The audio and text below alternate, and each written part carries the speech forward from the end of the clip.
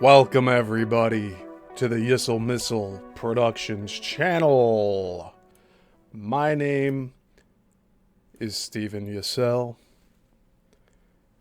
and today we are continuing our deep dive series into the Bermuda Triangle.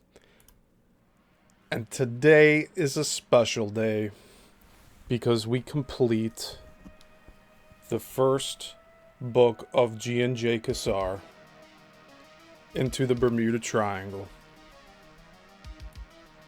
So I hope you're all ready.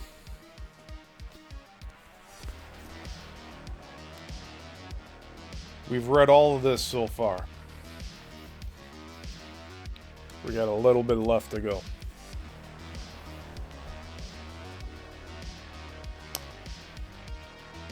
This stuff is starting to get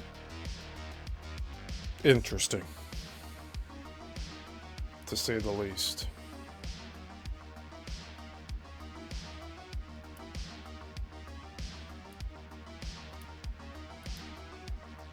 Let's get the Illuminati up here. Awesome.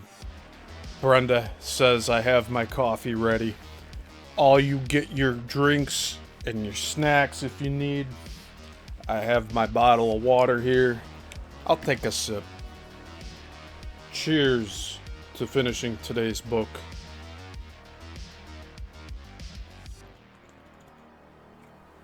We have one chapter left. And then we'll get into the follow-up next week.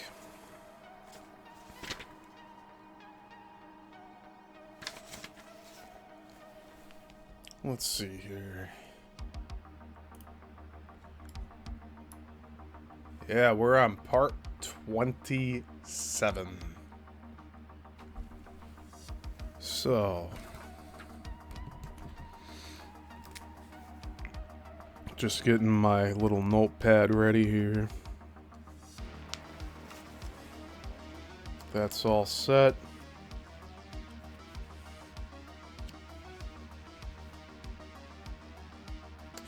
We have about 11 pages.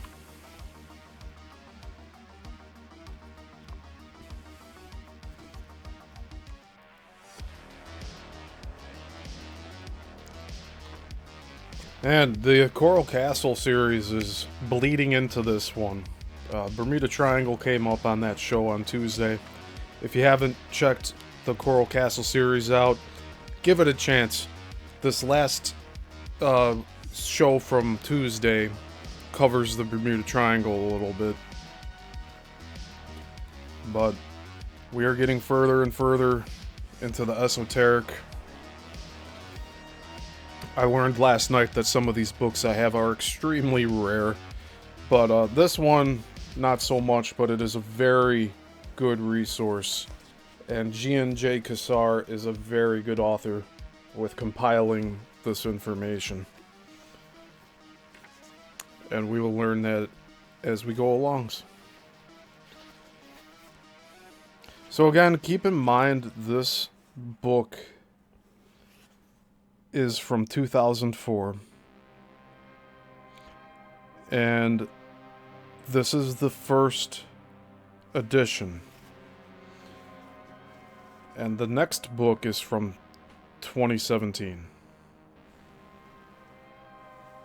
So just keep that in mind as we read along. I try to say what year these books were published, just so you have context. But this is from 2004. So the follow-up book is just as thick. And we'll take a look at that next week.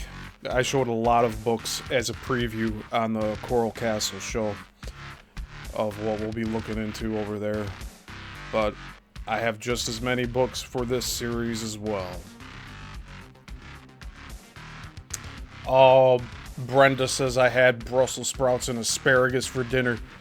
Weirdly enough, I had asparagus too. It's a good job.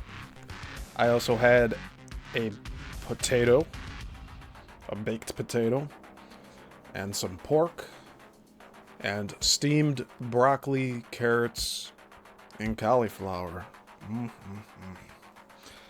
And that's it for me for tonight. It's good to have the whole foods. I think it helps in the long term, so you're on the right track, Brenda. And I hope everybody's taking note of this as well. Please do your best to eat home-cooked meals. It is the best way to alleviate health problems. I, for one, thankfully am not in any pain, and I hope to keep it that way. I'll do the best I can to keep it that way.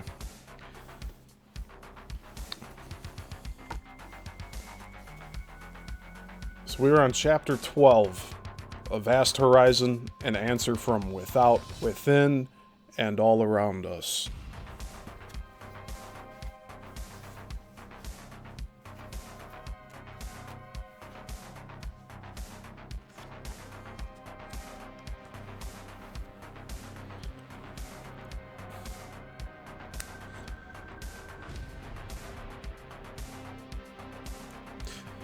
A lot of this information that we're covering, it gives me time to be pensive, but I have to digest all of this stuff. The Coral Castle energy grid stuff is just really dense information, and it's revealing new concepts that I haven't thought about. And I'm sure a lot of you watching along haven't even considered some of the things we're covering here.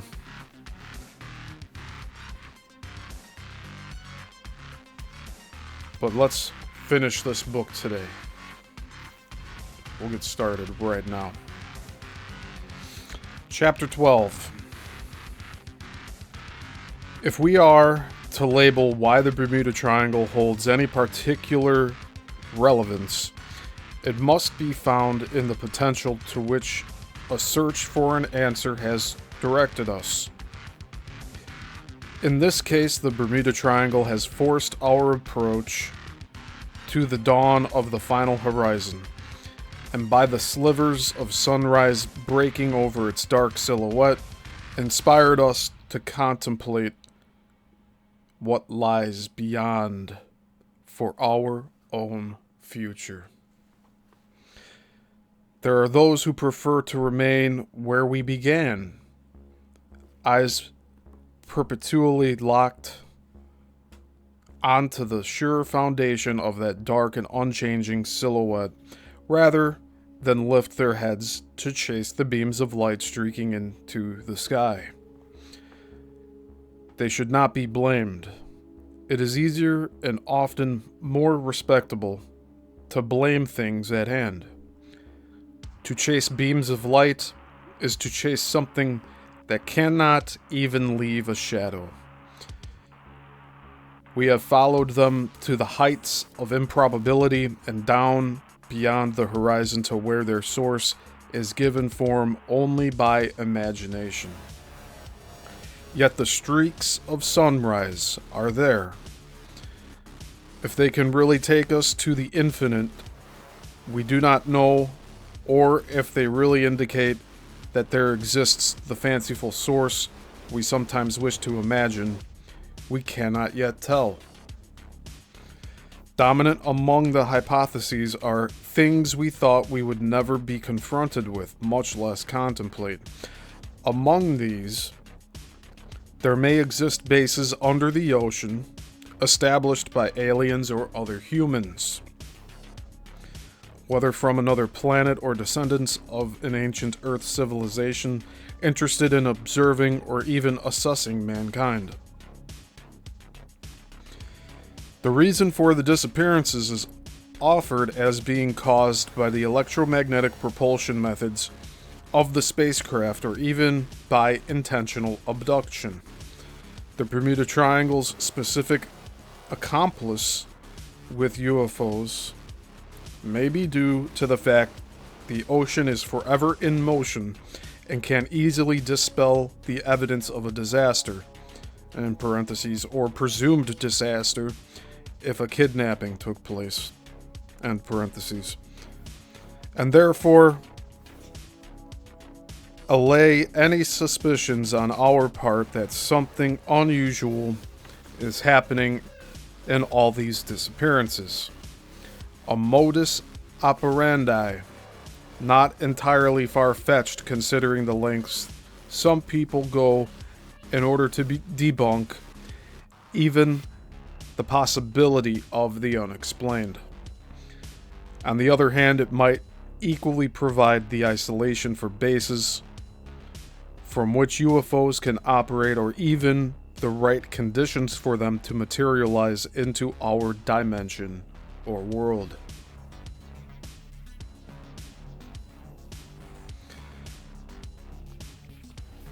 I'm going to pause to address a comment here.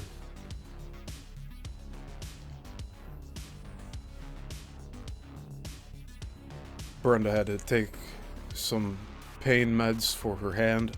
I hope it's going to recover soon and you get alleviation from that.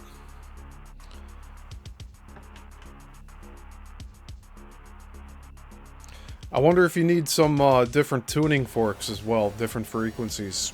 That might be something to look into. I myself haven't picked up tuning forks yet, but I do want to try that. I think there is some benefit to having that. Alright, let's continue here. However bizarre or repulsive such theories might be to many, they are not likely to go away. The idea that there are unexplained observers of mankind is hardly a new one. In ancient Hebraic writings,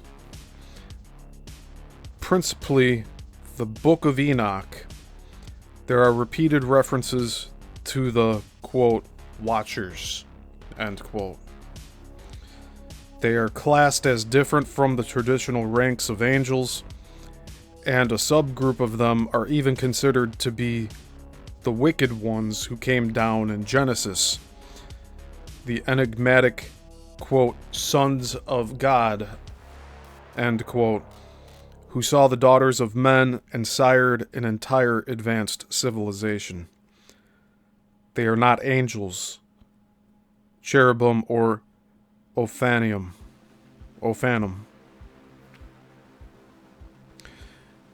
but are referred to as the, quote, children of heaven, end quote. In a number of ancient writings, there are equally enigmatic references.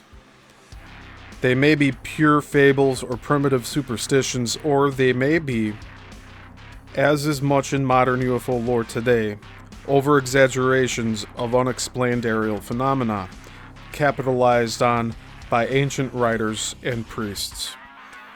Our development of the air age, then the atomic age, and then the space age, has given rise to several theories that beings from other worlds might be greatly alarmed at what they have been observing on Earth, especially nuclear explosions, because these could represent a threat to them.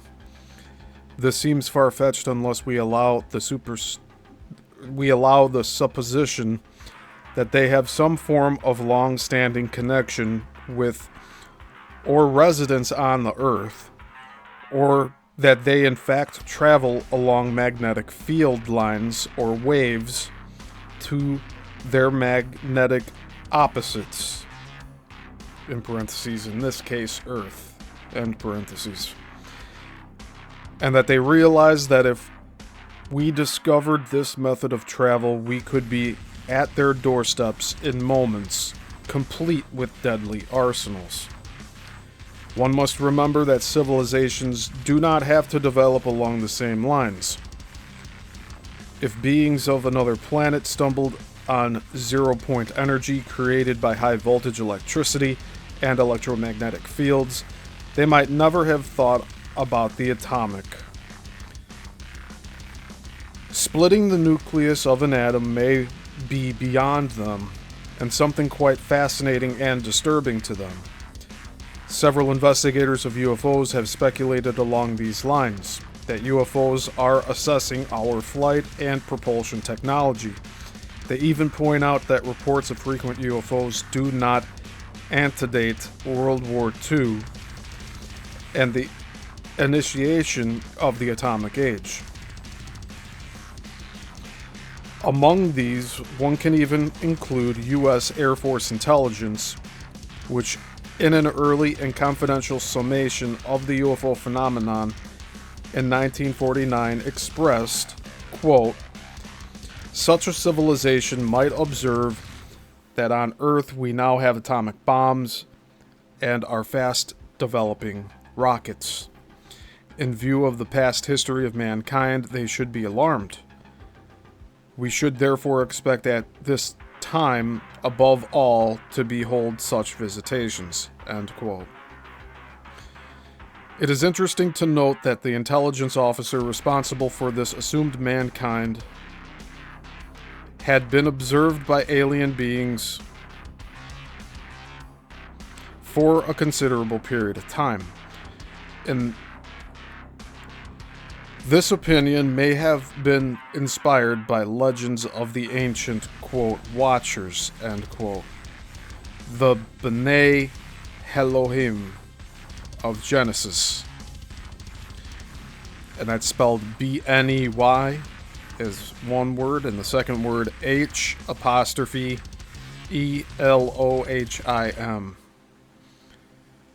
Or the originators of the ancient disc Vimanas of India. And we covered that a few parts back on this deep dive series. What is repeatedly fascinating is that so many cultures allude to such ancient craft or visitations. Why? The most important part of the consideration of any theory are the circumstances in which the plane or ship vanished. While in many cases this is simply unknown, in others they are so unusual as to suggest that the aircraft pilots and ship captains were faced with something completely foreign to them. Automatic alarms that should have sounded when disaster struck have consistently been silent. Vessels have vanished in calm weather without trace, while others lost in storms have left debris scattered over beaches. In other disappearances, messages were picked up hours after the aircraft disappeared, ran out of gas, and subsequently was assumed to be destroyed. Though this is, by our norms, completely impossible. In still other disappearances, entire planes with crews, passengers, and automatic electronic signals have been swept away even while on approach to an airport, while on radar, with no trace found whatsoever. Considering such sudden and traceless losses, it seems hard not to consider theories of sudden vortices, or time travel, and dimensional exchange, even if they are still largely only fringe science. Along with this, it is impossible not to speak about the vast underlying world within, of the atomic and subatomic world.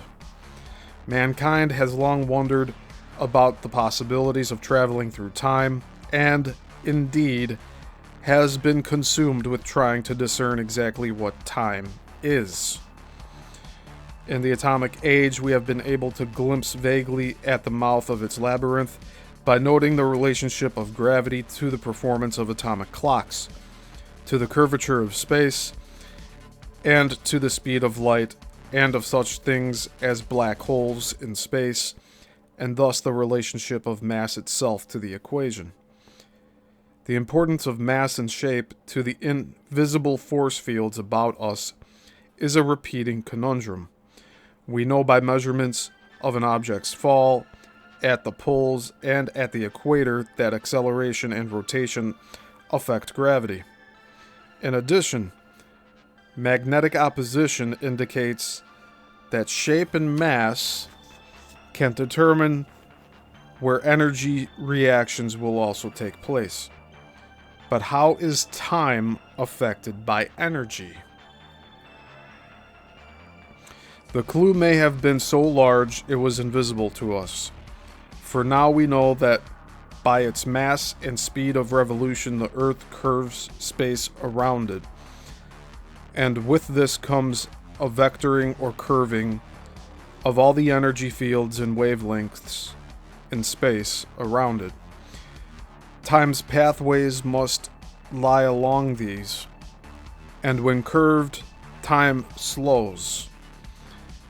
Imperceptible though it may be to all those within this field, and in parentheses, for it is normal progression to us on Earth, end parentheses, to those in different curvatures of space, there could be an alarming difference.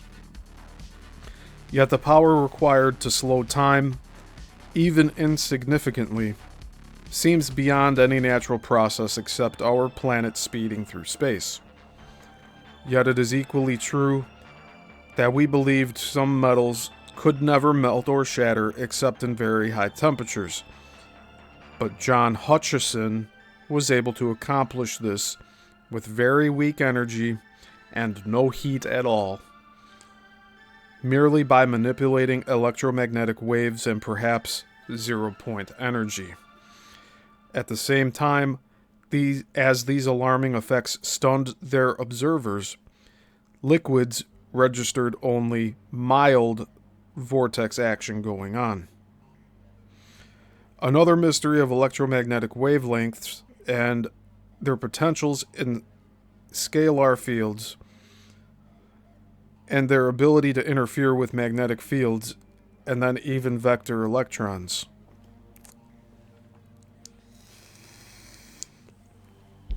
Within their potential, some quantum physicists speculate that there may even lie clues to time reversals and other phenomena. The transportation and even transmutation of matter via wavelengths seems very possible if they are disrupted and then directed efficiently. So far, the Hutchison effect indicates that strong electromagnetic waves can even cause flight. In parentheses, he has produced speeds of 433 feet per second, or 295 miles per hour. End parentheses. But we are still at a loss to control and direct these. When and if we do, perhaps with control will come instantaneous travel and communication through space, and even time. But this is, again, just another example of the massive world within that is all around us. There are thousands of waves and frequencies flitting about the Earth, with numerous fields around them. We have seen in the Hutchison effect that the levitation of objects is dependent on their shape. Thus, some force fields and their vectors are dependent on, or activated by, the shape of the mass in question. The instigating factor may be how the shape of something causes it to convolute, bend, or interlock the wavelengths around them under electromagnetic manipulation. This may be associated with zero-point energy, of which so many have hopes of tying into to provide unlimited power and propulsion. But the fact that an orientation seems present might suggest there is an entirely different force within matter itself, as undiscovered as, quote, gravity, end quote, was for many centuries. If so, this force goes part and parcel with matter. The greater the mass of an object, the greater its power of orientation. This would seem a logical explanation. The Earth is the greatest mass near to us, and thus anything created on it is pulled toward it. This may explain why objects placed on their sides in Hutchison's tests did nothing, while others, when placed upright, levitated. During their forming, a force within their atoms was naturally aligned toward the greatest part of the force that is in mass. In other words, toward the Earth. It may be that there truly is more than one type of gravity, both Einstein's curvature of space around a massive object and a force within mass that orients toward the greatest part of itself. Equally, it may be wondered if this last type of, quote, gravity, end quote, is not a force at all, but a void created by several wavelengths and energy fields interacting and thereby neutralizing each other, explaining why no physicist has yet been able to find, quote, gravity, end quote. The discovery of zero-point energy may be the greatest step toward the unraveling of both gravity and time, for it may be the link between them both. Indeed, it may be the link between all things. Although we have cataloged all the atoms and know how all materials are made up of what atoms, the charged particles that make up the atom are a great mystery. They are so tiny, they can never be seen. What is different in the structure of the proton from that of the electron that makes it take a positive charge of electricity? And what is it about the electron that makes it take a negative charge of electricity? And for that matter, from where do they get this charge? Where is this constant current of energy? How can it be that these particles never lose their charge?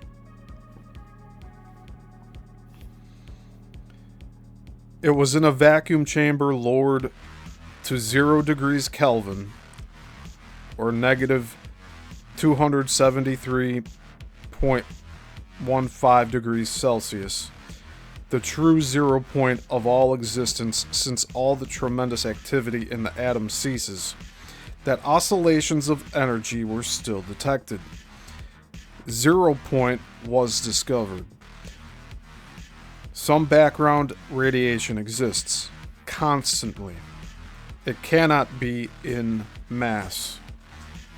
It is the energy, the current, if you will, from which the particles that make up all atoms, and thus all mass, get and maintain their charge of energy in order to create the multiplicity of materials we enjoy. The proton and the electron and the neutron are perfectly formed to take the appropriate charges. And the most remarkable process begins: mass, energy, time, and space creation. That is the significance of 0 point. It has to be before all things, and it must remain to support all things. If the charge should die out, we are plunged into the 0 point of all existence. Oof. Dr. Hal Puthoff, spelled Puthoff, may be right. Gravity may be a 0 point fluctuation. Einstein's theory of a curvature of space may indeed enable a curvature or bending of this current or wave of background radiation, this 0 point around the Earth. In doing so, orientation and attraction, gravity, may come about. This may explain why no physicist has yet discovered, quote, gravity, end quote, inasmuch as 0 point has only recently been discovered and remains mysterious as to how it can be self-generating, be everywhere, and be independent of mass. During Hutchison's tests, perhaps the fields his machines created disturbed these wavelengths, and hence the, quote, void of gravity, end quote, they create, and the objects naturally floated as if in space, free of the Earth's influence. We must keep in mind that those who have survived unexplained encounters at sea repeatedly testify to unexplained fogs, vapors, electromagnetic aberrations, and sometimes unusual lights, phenomena that suggest immense disruption of frequencies and wavelengths. Particularly interesting reports concern fogs beginning to swirl or attach themselves to aircraft or ship, indicating that friction or metal content is attractive and conductive.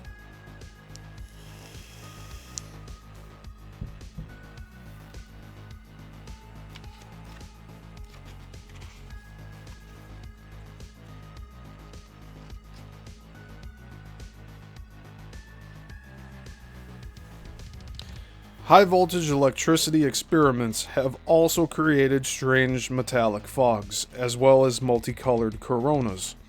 As we know, both of these have been reported in Bermuda Triangle disappearances, often in some of the most perplexing cases. If repeated reports of encounters with fogs and compass aberrations in the Bermuda Triangle and in other areas of oceans are to be accepted, it would seem that electromagnetism is the culprit, and that the ocean, with its currents, chemicals, and mass, is the accomplice.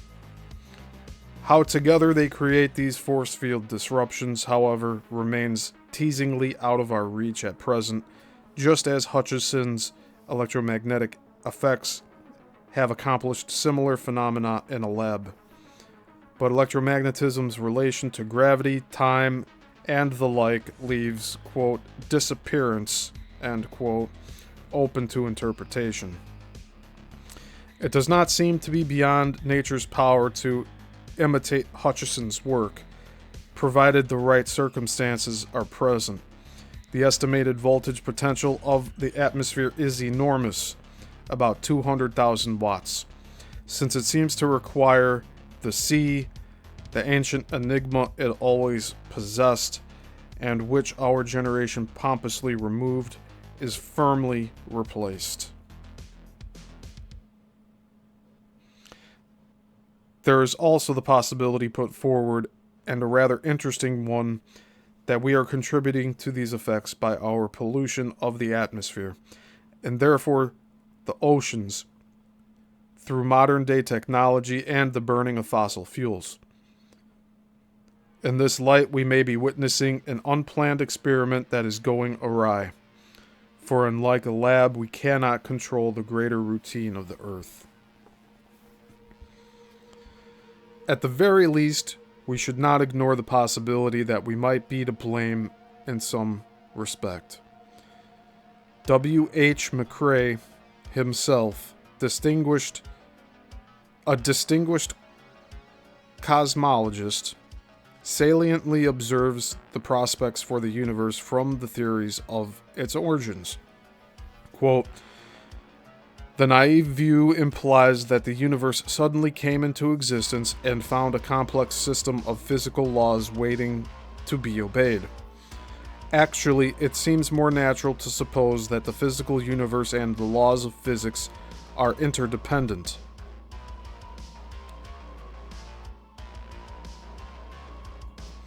This leads us to expect that if the universe changes in the large, then its laws might also change in a way that could not be predicted.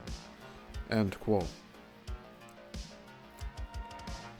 Is it logical to assume that we might be witnessing a small example of this on our own planet?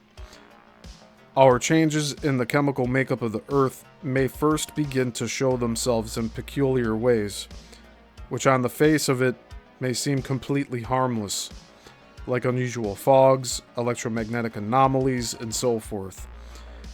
But from the point of view of somebody in proximity to such phenomena, it may be disastrous, since these could be the only signs that the frequencies and electromagnetic wavelengths in the vicinity are disturbed.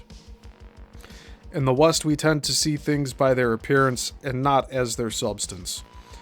With such a mindset, we tend to overlook the vast complexity of the subatomic world and the force fields all about us. We see a human being as a figure and forget the molecular, cellular, and electromagnetic machine that it is.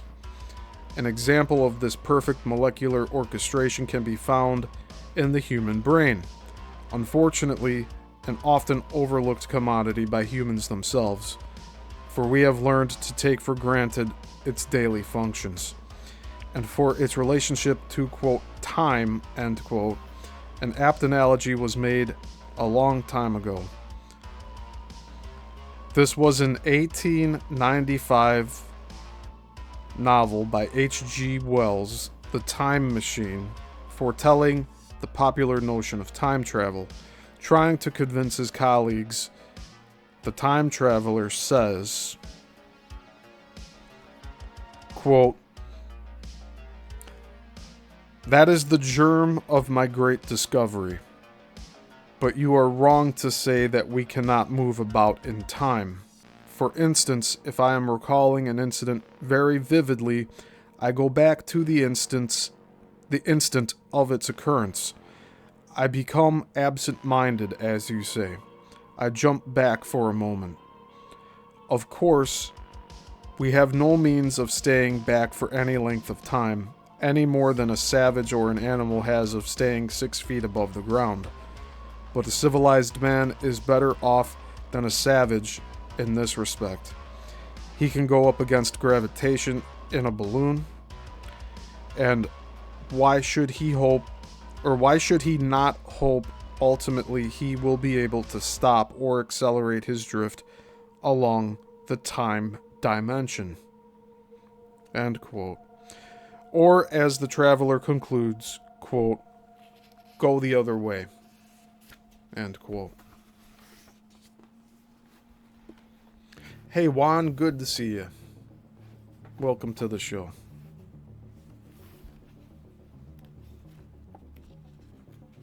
We got 6 pages left, and then we're done with the book. But we're not done with the series. The series is long from being over.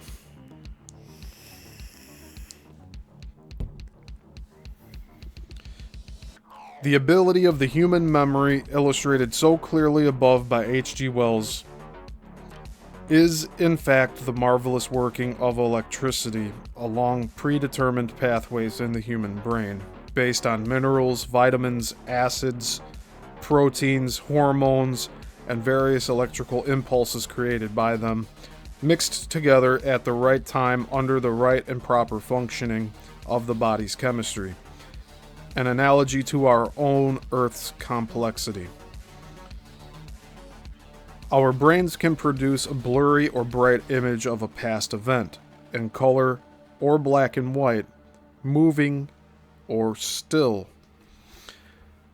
Through the chemical process, the human eyes, ears, and brain are like a camera and recorder, a medium for electric signals that project the image into the brain for storage and retrieval, complete with sound, yet it does not need to cast it upon a screen or to use a projector.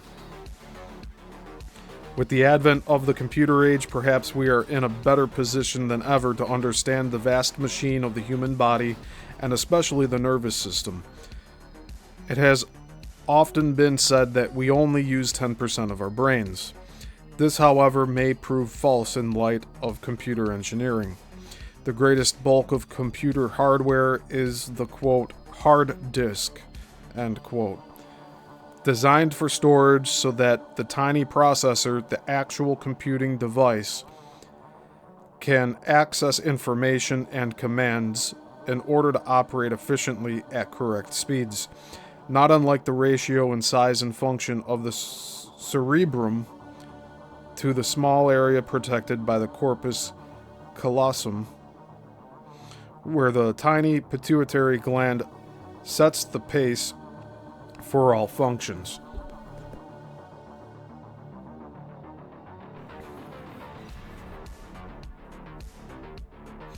A great part of our brain may in fact be a massive hard disk capable of unlimited storage, retraining everything ever seen and retaining everything ever seen and experienced. Perhaps explaining why later in life we suddenly recall events we had not thought about for 50 years. If they had not been saved somewhere, the mental images could not be brought back up into, what shall we call it now? RAM? And this is capital RAM, so random access memory. In computer terms, I'll describe this quickly. Random access memory, those are sticks that are in a computer. If you run on a desktop, they're easy to see. They're put together in pairs. You either have 2 or 4 of them, and that's the board memory for the motherboard. And in some cases, on some computers, if you like have too many browser tabs open, have too many programs running at once, the RAM is maxed out, and then things start to slow down because there's not enough memory to perform those tasks. A computer's random access memory can be likened to our own mind during daily activities, essentially what people view on their computer monitor during their work. Considering that the brain is also responsible for psychomotor functions, and in parentheses, of which a desktop computer need not worry, end parentheses, the actual area devoted to memory must be remarkably smaller than our own computer hard disks, yet capable of infinitely more storage, billions and billions of terabytes. In conjunction with the brain, the nervous system also has functions reminiscent of computers, or vice versa, as the case may be. During sleep at night, several automated processes occur that suggest a mechanism closely aligned to, quote, scan disk, end quote, is checking the body.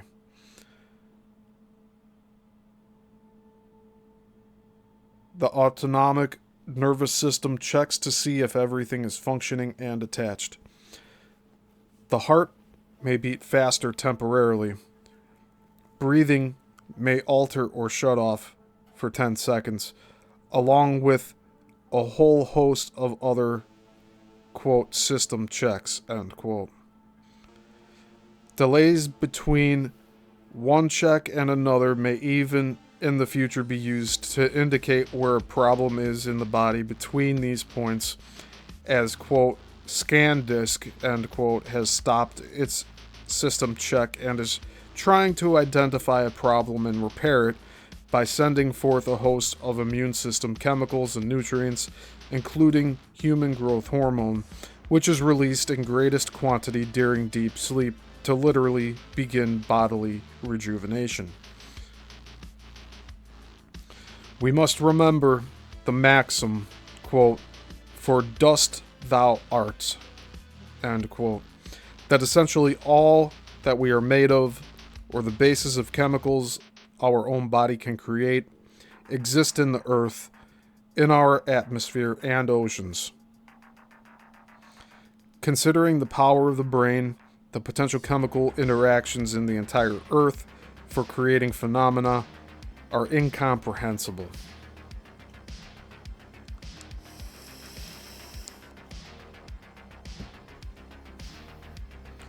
Several researchers into electromagnetic effects have come to the conclusion that many of the phenomenal events we have recorded throughout history, and which were then subsequently attributed to the supernatural, have an understandable origin elsewhere. Concerning his personal experience, Dr. Ivan Lima has written, quote, my research made me believe that this phenomenon is related to an event that is disturbing, inexplicable, and yet undiscovered. But it is a realistic, physical, and transitory event created by nature that humanity thinks to be just a psychic phenomenon, end quote. Commenting on the wide range of effects related to, quote, poltergeist, end quote, activity, Alfred Budden has observed that fires start behind locked doors and in enclosed places impossible to reach easily. Furniture moves about, objects levitate and sometimes fly around the room, water mysteriously vanishes and reappears. Quote, objects do appear to arrive from nowhere and seem to vanish just as strangely, end quote. Iron bars are found twisted and broken, and mirrors are shattered. Everything noted in the Hutchison effect, and perhaps in the triangle. So that's another name to take note of, Alfred Budden. Budden, on poltergeists.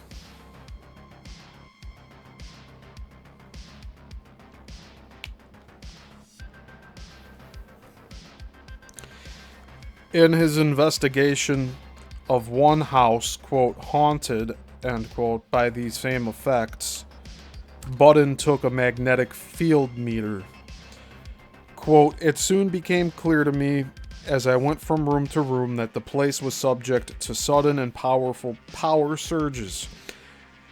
I could have foreseen this, even if I had not developed the electromagnetic pollution approach, and in parentheses, for which I am known, end parentheses, for the understanding of anomalies, as there was a 40-foot tall radio mast for transmitting line-of-sight microwave signals erected just 5 feet away from the outside wall.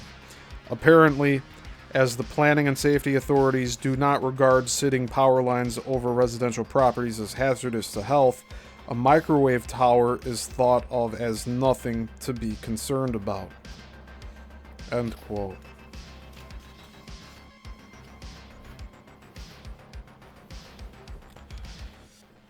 We are familiar with other sources of interference with our natural wavelengths, such as sunspots, but we remain ignorant of what our own tampering can do to these vital force fields and wavelengths. Do we now confuse the natural signals with our own cellular, satellite, telephone, microwave, and other radio signals, causing us to, quote, stir up the pot, end quote, and create aberrations? From this last point of view, it is clear that the potential exists for man to create changes accidentally and to not even be aware he is doing it. Such destruction may have come to past civilizations without their knowing it, if they walked in paths similar to the ones we are now walking. Some of the great upheavals of early legends may indeed have been in the Atlantic, perhaps in areas that are now the Caribbean and the Bermuda Triangle. While these may have caused latent tensions that may make the area still prone today to electromagnetic anomalies, one must still wonder if these electromagnetic anomalies are not reminders of a past cataclysm, but harbingers of a future one which we ourselves may be bringing. Then the sorry cycle of history repeats itself. Retrogression, barbarism, slow climb back to city building, with future man denying that any cataclysm or super civilization ever could have existed before and brought its destruction. That's an eerie thought. But here we are today. The mass media claims there's no super civilization.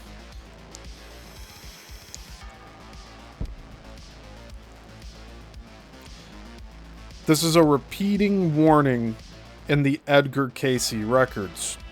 While it may seem easy to ignore such warnings due to the method by which they have been presented to us through the channel of trances, There still lie on the bottom of parts of the Bermuda Triangle and in other areas of continental shelves around the Atlantic the buried remains of an unidentified civilization.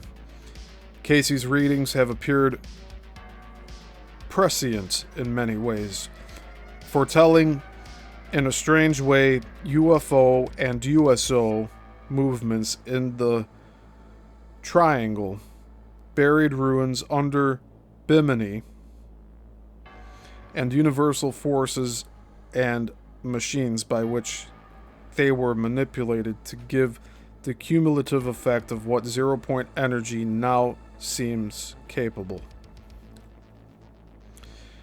Although his warnings about future upheavals have here so far failed miserably, the overall story of his Atlantis and its end may impart us to a much-needed parable when we reach the point of his fabled Atlantis. And it seems we will.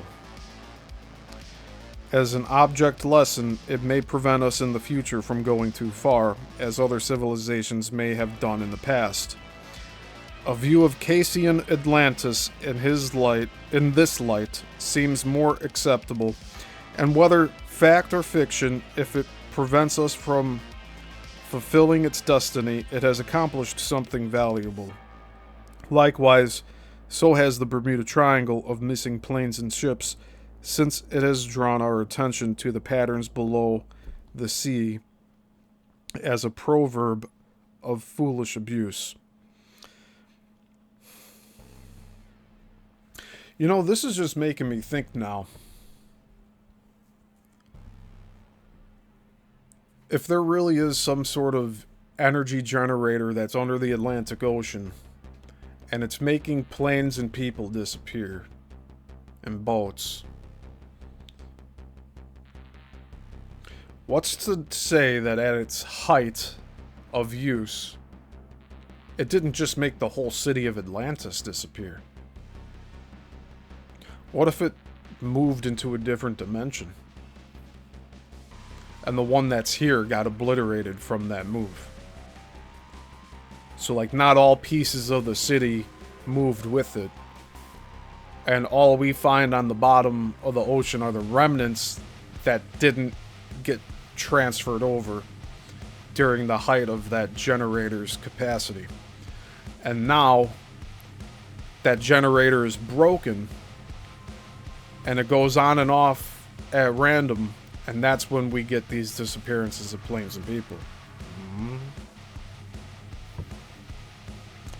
The Bermuda Triangle calls to mind so much we can learn from. Of powers all around us, of past misfortunes that could avert future and tragic reenactments, our own inadequacies as a species, and a respect for the greater design in nature that we often overlook. Armed with this knowledge, in future we may be more hesitant than we would otherwise have been to tamper with nature unwisely, seeing its perfect and delicate design. Mystery should not cause us to recoil, nor make us cower, deny, or even worship. It is an invitation to look and to learn. When aircraft flew straight into the ground while flying around mountains, we did not attribute the crash to, quote, mountain gods, end quote, and prostrate ourselves. Nor did we dismiss it as of no significance. Investigation led to the discovery of wind shear. The sky, the sea, this entire planet have been conquered because of tragedies. Other worlds within and without will undoubtedly be conquered with their share of the same. The Bermuda Triangle's presumed tragedies, in parentheses, since there is little evidence of death, end parentheses, may lead us on the road to conquering time and space, for their abode lies over that vast horizon whose crest the triangle has made us approach. There is no such thing as an empty or vain act unless we choose to make them that through ridicule and dismissal, and the pursuit of even, quote, unconventional theories, end quote, has enriched the study. In his humorous article, quote, Zen and the Art of Debunkery, end quote, San Francisco journalist Daniel Drasin, spelled Drasin, plays the satirical advisor to debunkers on how to perfect their art publicly. He begins under general debunkery. Quote, before commencing to debunk, prepare your equipment. Equipment needed, 1 armchair, end quote. In the long body of his advice, one point strikes a familiar chord. Quote, equate nature's laws with our current understanding of nature's laws. Then label all concepts such as anti-gravity or interdimensional mobility as mere flights of fancy. And subquote, because what present-day science cannot explain cannot possibly exist, end subquote. Then if an anomalous craft is reported to have hovered silently, made right-angled turns at supersonic speeds, or appeared and disappeared instantly, you may summarily dismiss the report, end quote. But the reality of one such point of debunking, seen and promoted far too often, justifiably elicits our feelings of contempt. As Drasin's article states, quote, label any poorly understood phenomenon as, subquote, occult, and subquote, fringe, paranormal, metaphysical, mystical, supernatural, or new age. This will get most mainstream scientists off the case immediately on purely emotional grounds. If you're lucky, this may delay any responsible investigation of such phenomena by decades or even centuries, end quote. It is time we grew beyond this. If the debunkers of old had not insisted that such phenomenon as poltergeists were supernatural, priests would not have been called in to exorcise what were really electromagnetic anomalies, and today we might be hundreds of years wiser about electromagnetism. We might, in fact, have gone to the stars in ways we can only dream of today. Instead, we sit in the midst of a battery of ridicule from naysayers. Mankind now prepares to fulfill what earlier generations thought impossible. We plan to travel to Mars, to colonize other worlds. Our science fiction has eerily gained the status of, quote, prophecy, end quote. Things dreamed about decades ago, even hundreds of years, first by Jules Verne and then by others, have and are coming to pass. We prepare for greater travels than Jonathan Swift could imagine. We stand ready to embark upon the principles of immortality and eternal life beyond the imagination of Mary Shelley.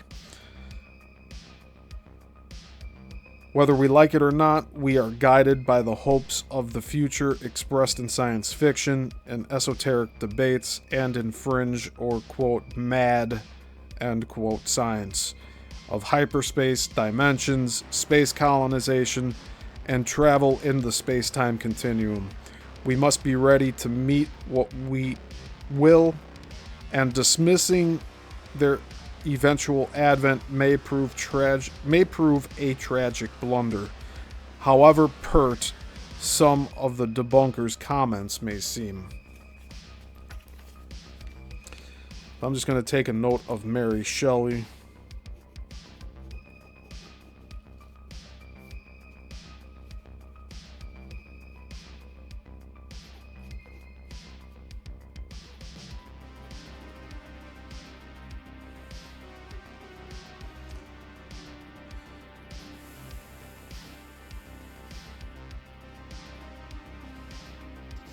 Jonathan Swift.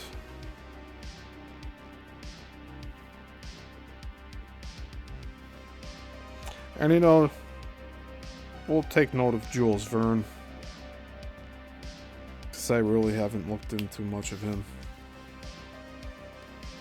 Hey, Zenray, good to see you. Zenray always goes back and rewatches the replays and the re-uploads. I thank you for that, Zen. We're in the final stretch here.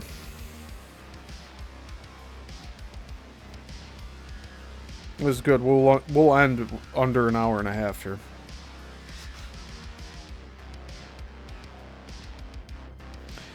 If the Bermuda Triangle reminds us of this potential and inspires us to look more deeply into the blueprint of nature, then those who died or at least disappeared in the triangle did not do so in vain.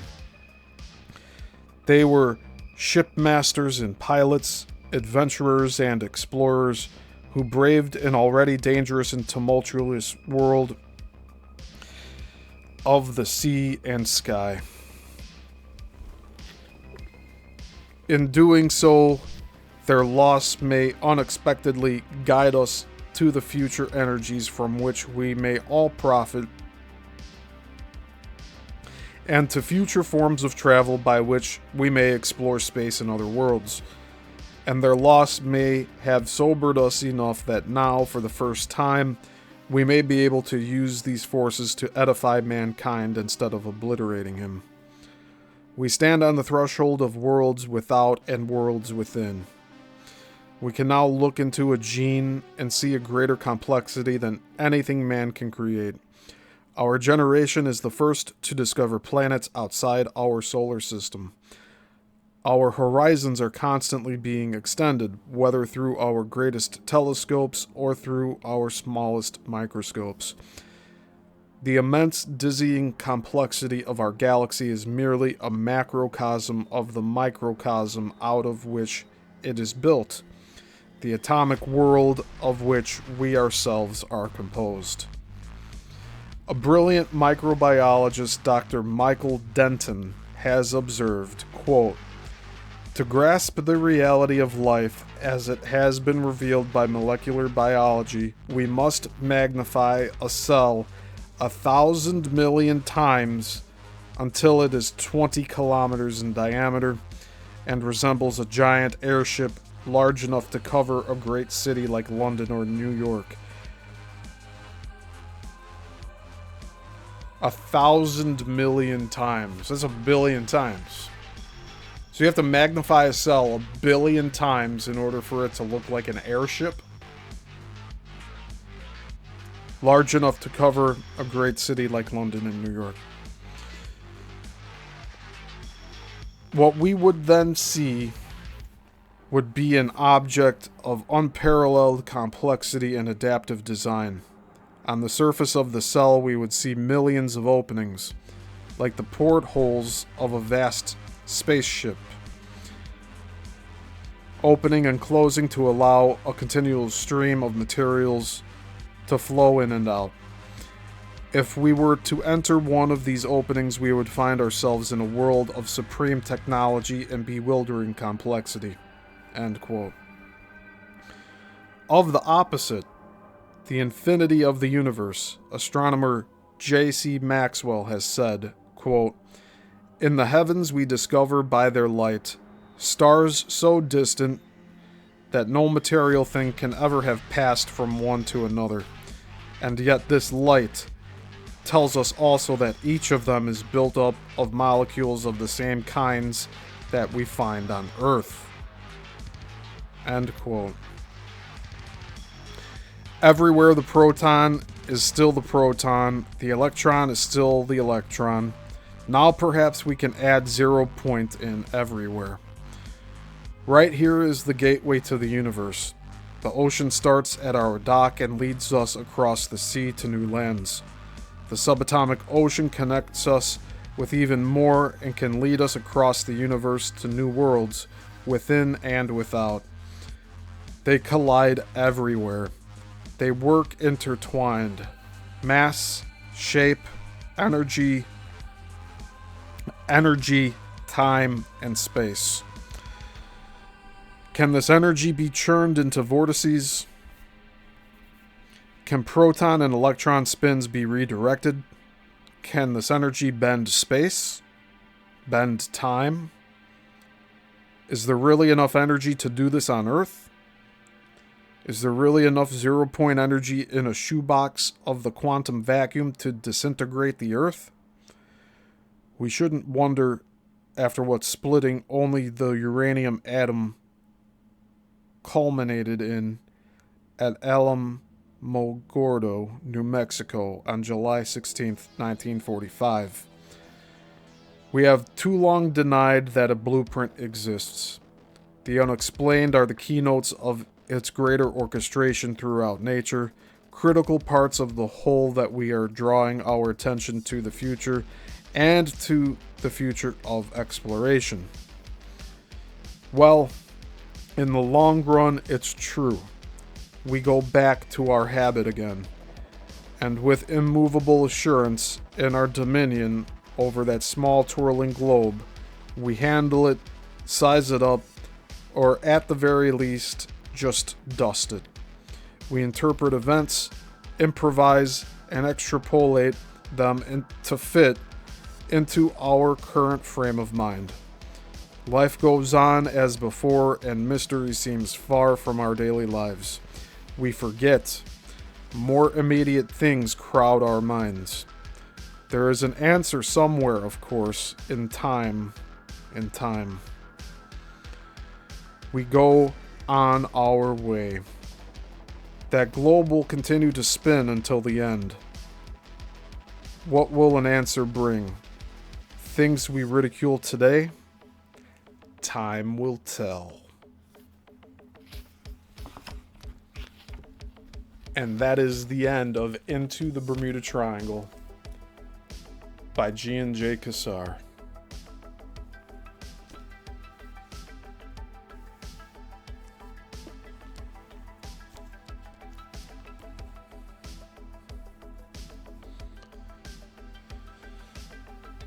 So we have completed 2 books in this series, and we're going to start book 3 next week.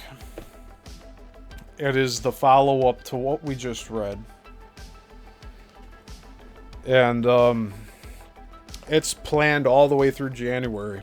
So we're going to have a solid 3 months of reading this next book, the 3rd book in this series that we're putting together here.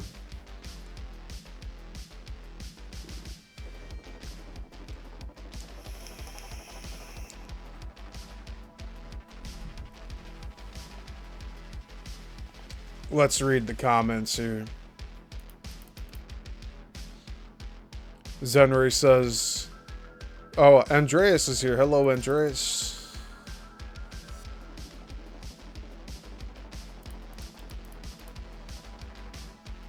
Zenry says, I've seen photos of a cell like this from electromagnetic magnification. It's pretty cool. Yeah, especially like the live videos of like the 2D microscope stuff. And Beyond the Box says, I'll tell you, I know what the end of the world feels like after today. I woke up and everything was off. Internet, phone, everything. Well, maybe that's the end of the digital world, but that's not going to be the end of the world. Hold on a minute.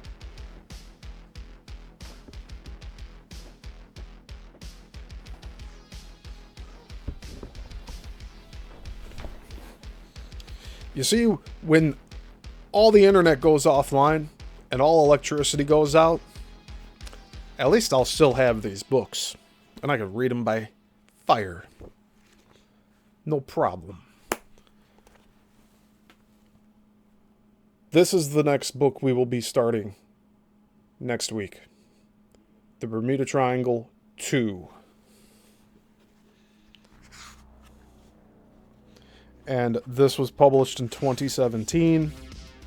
It is a first edition, so I do my best to try to get first editions here. But if you notice on this cover, There's a big skull. And there's a tiny little skull right there. On the eye. But this book will keep us busy through January. It is the follow-up to the book we just finished today. These go together. These are by the same author. 2004, 2017. So we'll be a little more up to date.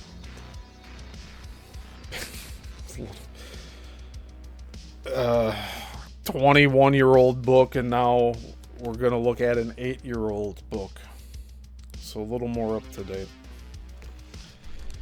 And as always, we'll read the back of the back cover here. And I have all of the shows organized up on the channel. You can see it. We're going to cover this sometimes 2 chapters, but most of the time 1 chapter at a time. But there's 10 chapters total. Some of them are a little longer than others, but we're going to get through all of them. And let me just see what we have up to here. January 22nd. So this is the next 3 months of this series, okay? Not to be daunting or anything, but we have to take our time with this to absorb the information. And it's the only way to do it.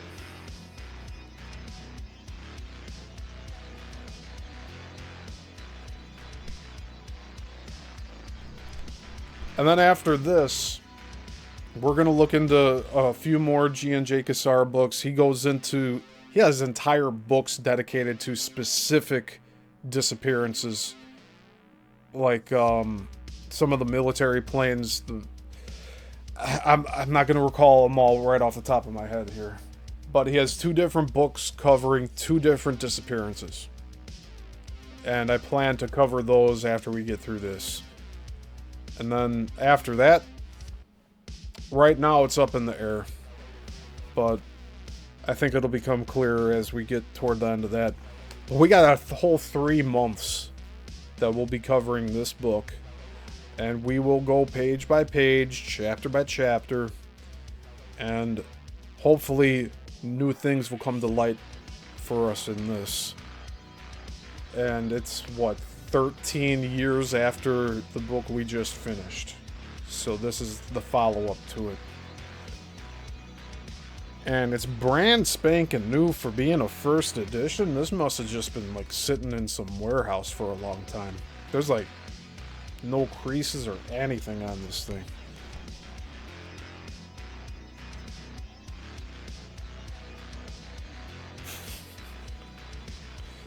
You want to see some of the other books by Gian J. Quasar? Scarlet Autumn, Jack the Ripper. Distant Horizons, A Passage into Oblivion. So Distant Horizons and A Passage into Oblivion, those are the 2 other books that we'll read after this one that focus on Bermuda Triangle disappearances. Then there's Soma, which I don't know what Soma is. I'll have to look into that. Then he covers Recasting Bigfoot and They Flew into Oblivion, which we also have. So we have 3 other books after this by Gian J. Quasar to cover. We definitely have They Flew into Oblivion. We definitely have A Passage into Oblivion. I'm not sure about Distant Horizons. That might be a novella. I'm not sure. But either way, we're going to be spending a lot more time on this. And you know, I might update the intro. I might add a few more things to it. Just in like celebration of completing the book we just read today, Into the Bermuda Triangle. And also celebrating the start of the follow-up to what we just read, which is right here.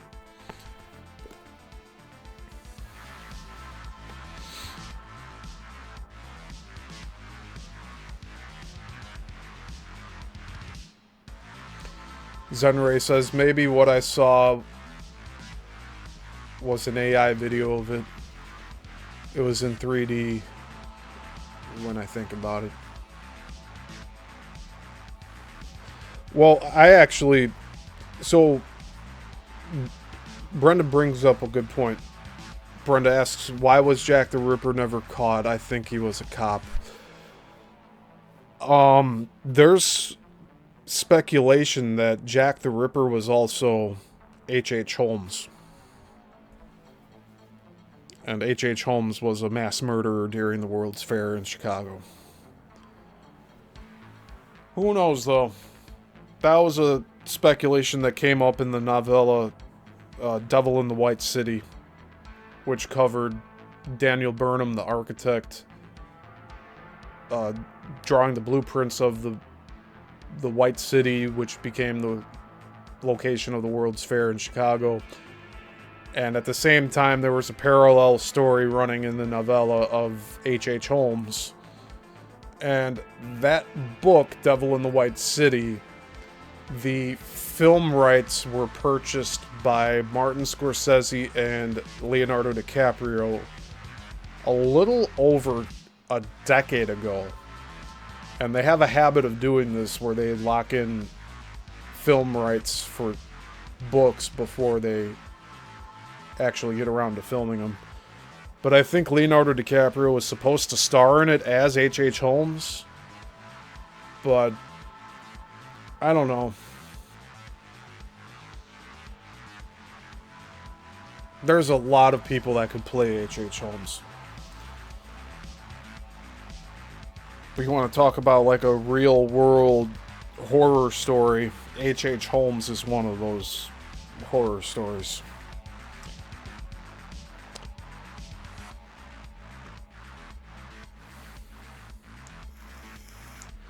Maybe we'll cover, because I wanted to actually cover the Chicago World's Fair and H.H. Holmes on this channel, and I do have a pretty detailed book on H.H. Holmes with, I got it signed by the author. I went to, I think it was like Horror Hound Convention, something like that. I'm not sure where exactly we went to grab that, because it's usually in Ohio. I don't know if we actually traveled over there. I went with my buddy Dominic to one of those conventions, and the author was there, and he was selling his book, so I bought it. And again, I just buy books that I think are interesting to me, and then they sit on my shelf, and then all of a sudden they become super rare, and people are trying to sell them for 10 grand on eBay. So I learned that last night about one of them I have. I was just like, holy crap. Didn't expect that to happen, but I'm not... The thought crossed my mind to put it up for like 9 grand and see what happens if it would sell over the other one that's up right now. But the information in that book in particular, I do not want to give up right now. I like having hard copies of things. So that's not going anywhere. And I have a lot of books that are out of print. And I do want to get older books. I already have a few older ones. I have stuff on Civil War, on Abraham Lincoln's stories and speeches. I still have to do a series on that. So, I'll be getting other series started on this channel. I've just become so consumed with everything that I've been working on around here, and then also income-driven jobs and opportunities. That's sucking up my time as well. So the stuff, like the content I've been wanting to do for members only on this channel, I apologize that I haven't gotten around to what I've promised. So eventually I will deliver on all of that stuff. It's just I got swept away with everything going on in life, and Above all else, the memberships are also keeping me on track to doing these public shows weekly. Because otherwise, I would have fallen off of this a long time ago, I imagine.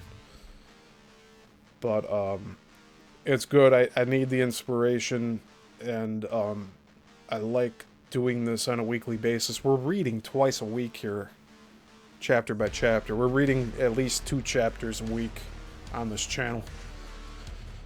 And we will get back to Let's Talk About It on Sundays. This next weekend will probably be the last weekend of hiatus because I have to do my signature collecting. It's the last Sunday that I can do it. I believe that following Saturday on November 1st is when it's due. So I think, like, really, since it's a... Like with political candidates, I think you have to do stuff at the end of day on Friday, don't you? And Halloween's I don't think it's a federal holiday.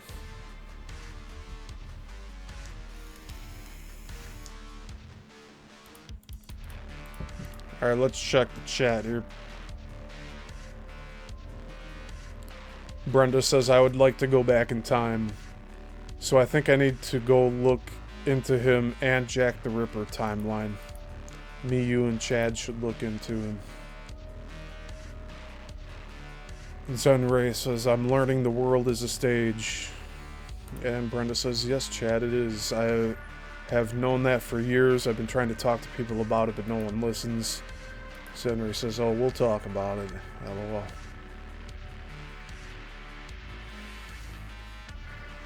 Well, Brenda and Zenray, let me tell you something. Something I found out today. The first publicly documented person to have taken the Jabba Jabba Jabba,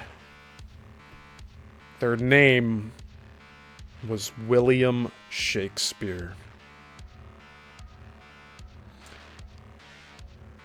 Not the playwright. This is a guy that's living today that has that same name. But William Shakespeare also said the world is a stage, didn't they?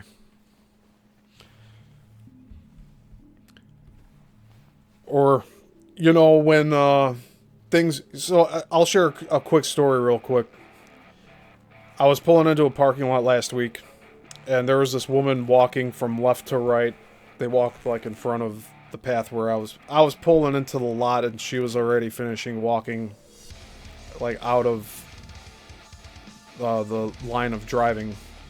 So I didn't have to brake or anything, and I went into the parking lot down to the end, and I parked. I went into the shop, I picked up my vape stuff, and I left within about 2 minutes. I get back in my vehicle, and I pull out of my parking space and go to leave the same way that I entered, and this woman is walking like she repeated what she was doing when I drove in. Like she reset and is now walking that same path. Like she was cutting across the parking lot like she was trying to get to the corner to the sidewalk. But then she's doing the exact same path when I'm leaving. So what did she do? Double back? Is she just going back and forth? Or did I experience a Matrix deja vu?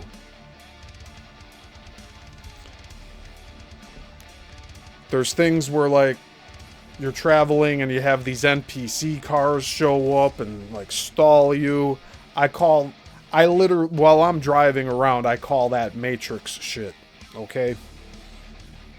And, of course, this world is all just a giant program, right? It's a living, breathing program.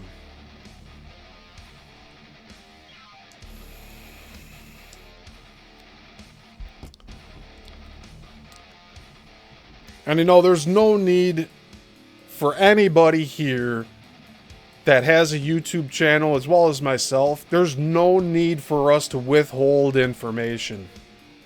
Not being like, oh, I got this really good thing that nobody... No, you can't be doing that here. We need to get information out to people. So no longer should we be saying, oh, look at what I have, and nobody's going to find out because nobody can understand. We can't do that anymore.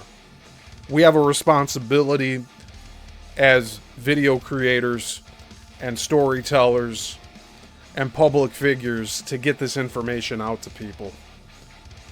No matter what the other people would think about it that are still asleep. That isn't for them yet. It's for them when they wake up, but it's not for them right now. And so we shouldn't be put into this state of confusion and undecisiveness and like what to reveal when. No, we need to just get this information out now.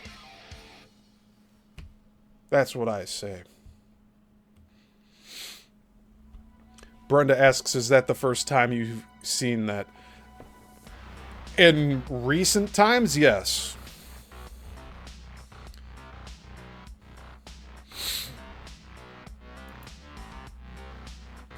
But as you know, things are... The veil's opening. There's portals and vortexes. But then there's veil shifts. I view those as three different, unique things.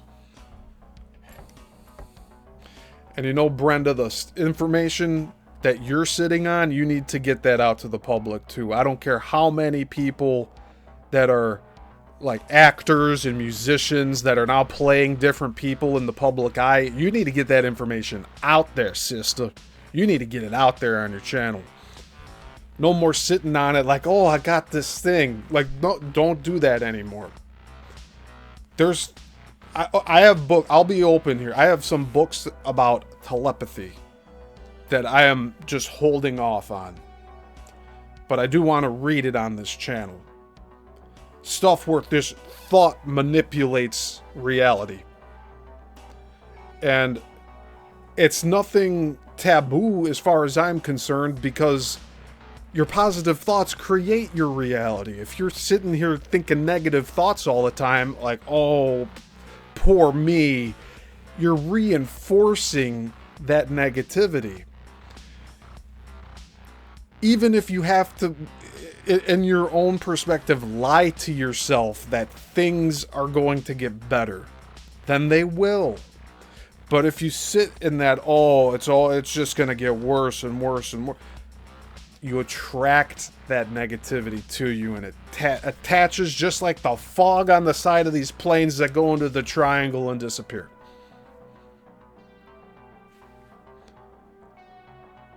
I think the time for waiting is over. I've been doing this show for, what, 7, 8 months now? And I feel like I barely scratched the surface. We've gone over so many instances of disappearances and weird anomalies, but not one single explanation is satisfactory to us, is it? I think there's time warps. I think there's time slips. You go to Gettysburg and even Antietam, which I was at a few weeks ago now. There's sightings of soldiers that are not reenactors from today.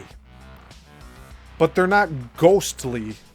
Like, I watched a reel earlier today, like ghostly apparitions became a thing after using a projector to show scary movies.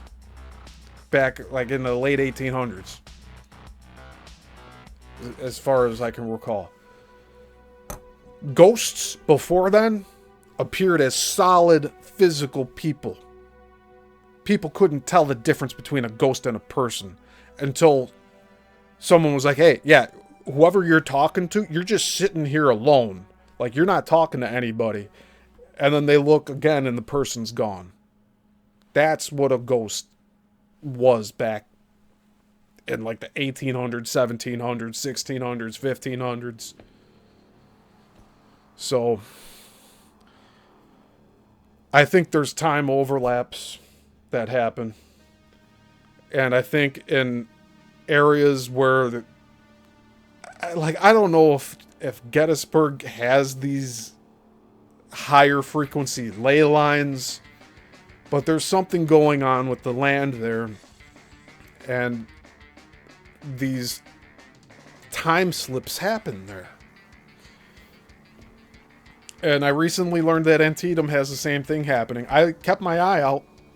I looked for other people in uniform. I was the only one in uniform. And I can guarantee you I'm from this present time, whatever year we're in now. Because even that's a lie, what we're told. We used to have 13 months, now it's 12 months. Time appears to be moving faster for us. Other days it's slower, but for the most part it seems faster. And that even goes for the children too, apparently. The children are experiencing time moving faster. It's not just time moved slower when we were younger. From a historical perspective, it may have indeed moved slower in the past, and now it is speeding up, and we're all experiencing that in real time. So either way, this realm has a lot of mysteries to it, but everything's gonna be okay with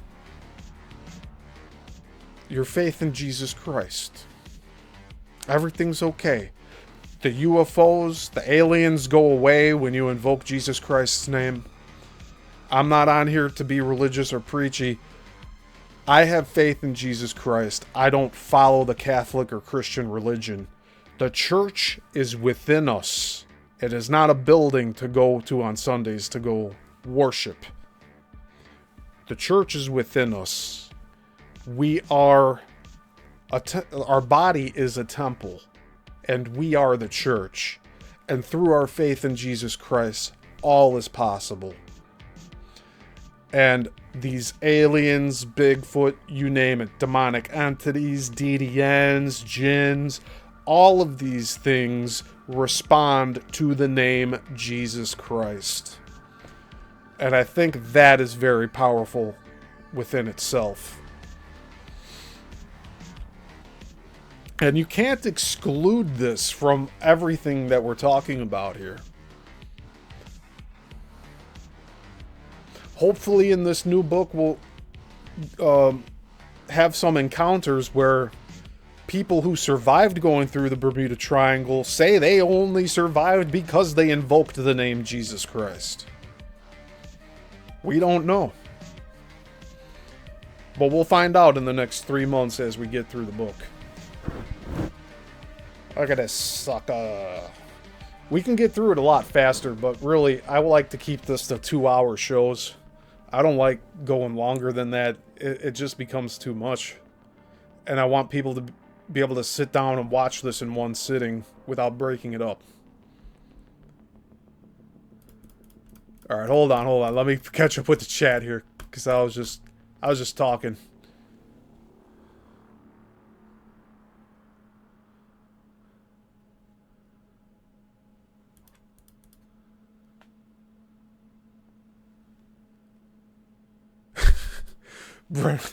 Brenda says it's a fat holiday. Oh, yeah, Halloween.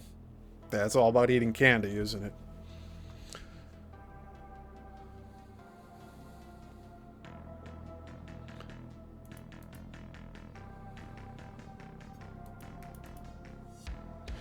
Brenda also says, yeah, but when you work with someone and try to tell her, but she says, I don't believe that time comes to... Or, hold on, let me reread that. Yeah, but when you work with someone and try to tell her, but she says, I don't believe that time comes to just let her find out on her own. I assume you're talking about someone we know. Also begins with the first letter of my name. Right. We'll keep that under wraps there.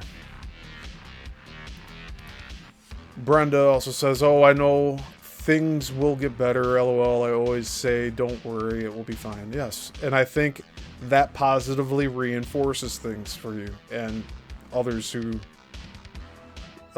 also speak those words, because you have to speak these words of positivity in order for it to have effect on you and others around you. Brenda says, I want us to go there, Steve. I think you're talking about Gettysburg. Yeah, we have to go. I was talking with my dad the other night about how my dad and I have to go back to Gettysburg because we barely scratched the surface over there. And I'm sure it'll be the same thing when we go a second time, and then when I go with Brenda for our first time, like, it's all gonna just be scratching the surface. You have to live in Gettysburg for, like, years before you, like, have a true understanding of everything that happened there.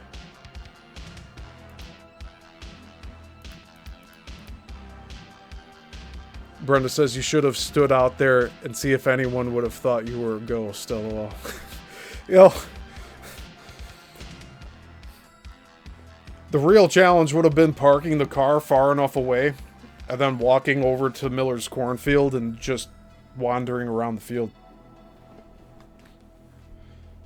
My uncle was watching people as they passed, and he said a lot of people were, like, doing double takes to look at me. And really, that's not why I wear the uniform.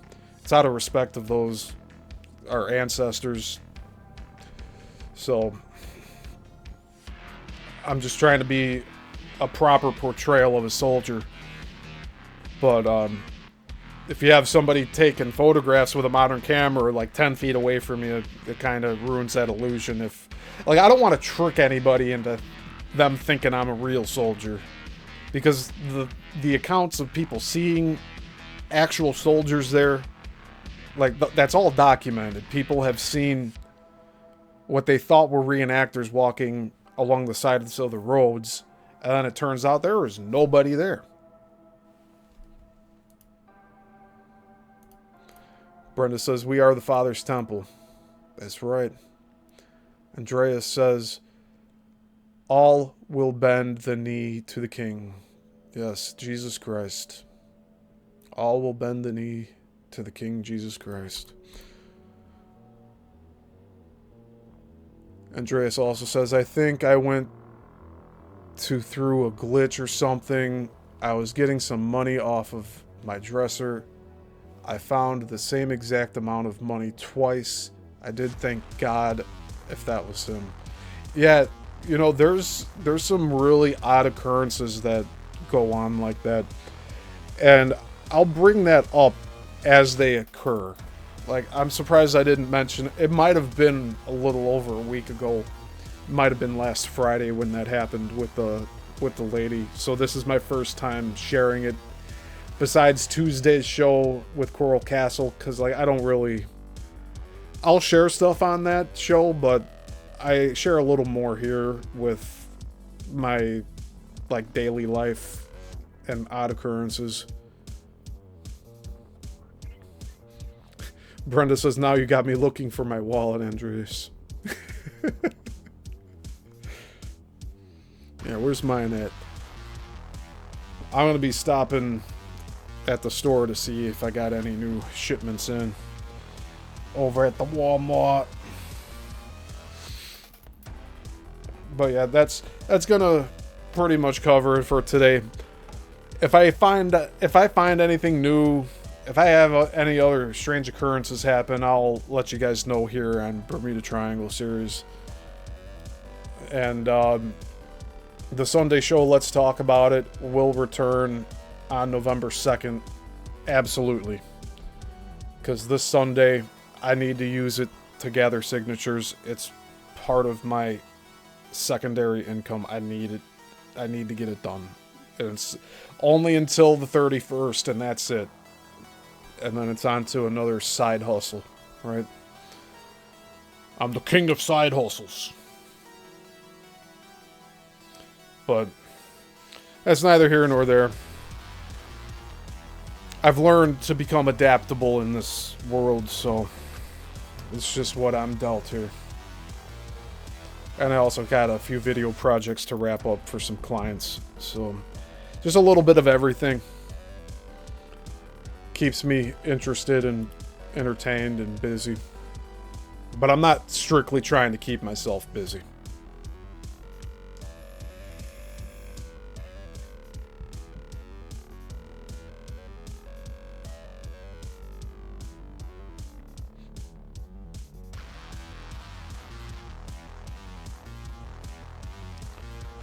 I have a $10 keyboard that I've used for the past 7 years.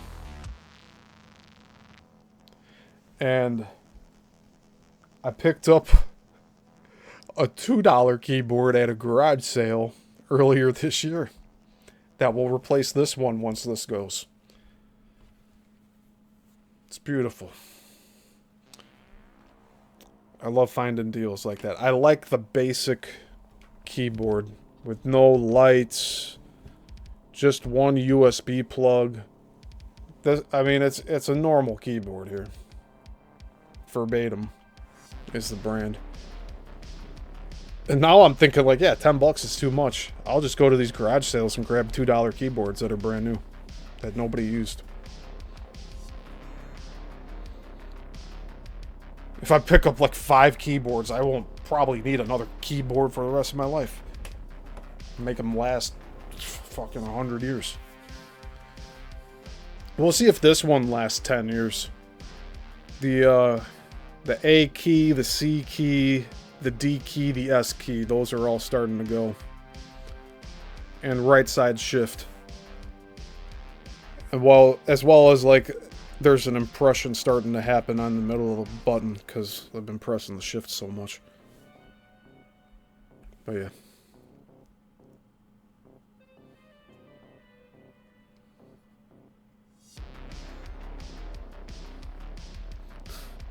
Brenda says, I'm in a good mood today and I don't know why. Well, it's 'cause you're here with me, Brenda. That's why. I'm spreading my positivity to you. Mwah.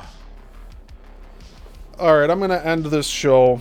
But thank you all for being here. Thank you, Gian J. Thank you, Andreas. Thank you, Juan. Thank you, Brenda. You guys are awesome being here live. And thank you to everybody watching the show after the fact. And I will get the rest of the series uploaded as re-uploads. The thing that has stalled me that I just haven't gotten around to is editing the one Bermuda Triangle show where my whole computer shut down in the middle of the show. And somehow I was able to jump back into the stream. So there's like a little gap of black that I need to go into my editing program, cut that out, render the video file out into a new file, and then upload that where there's no blank spot in there. That's what's been holding me up with re-uploading the lives. But thankfully I only have like 6 or 7 lives to upload. It's not too bad yet, but I need to get around to doing it so it doesn't pile up any further. But this will do it for today. I really appreciate y'all being here again. And until the next one, class dismissed.